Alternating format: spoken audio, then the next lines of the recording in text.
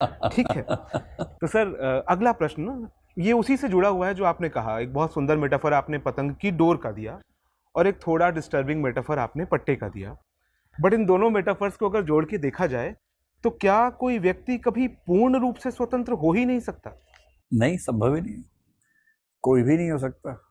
मतलब अगर आप फिलोसॉफिकल थ्योरेटिकल लेवल पर जाएंगे तो संभव नहीं है। मोटी बुद्धि से देखेंगे तो कोई कह सकता है कि मैं आज़ाद हूं। जैसे कोई 150 की स्पीड पे कार चलाए सड़क पे, शराब पी के तेज गाना चलाते हुए, और कहे कि मैं आज़ाद हूं, कोई नहीं रोक सकता मुझे। ऐसी बेवकूफ़ी कोई कर सकता है। पर दरअसल अपनी भावनाओं और इंद्रियों के अधीन होना आज़ाद होना नहीं है।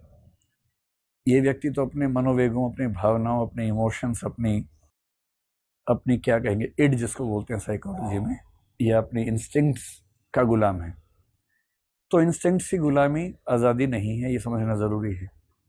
फिर मैं कैसे आज़ाद होऊंगा? सोचिए, मुझे जो जेनेटिक स्ट्रक्चर मिला है, मैं उससे कैसे आज़ाद हो सकता हूँ?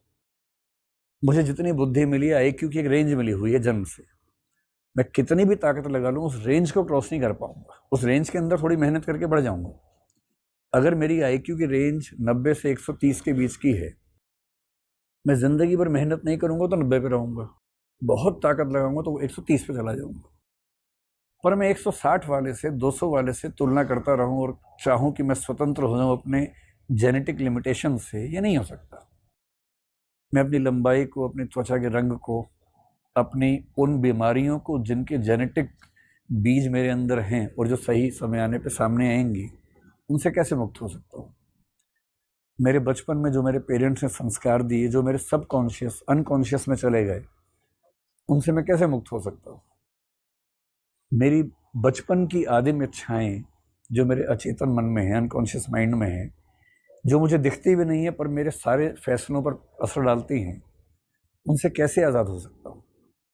अपने परिवेश से, समाज से, जो किसी व्यक्ति ने सामाजिक या आर्थिक संकट झेले हैं, उनसे जो चेतना उसकी बनी, उससे वो कैसे आज़ाद हो सकता है?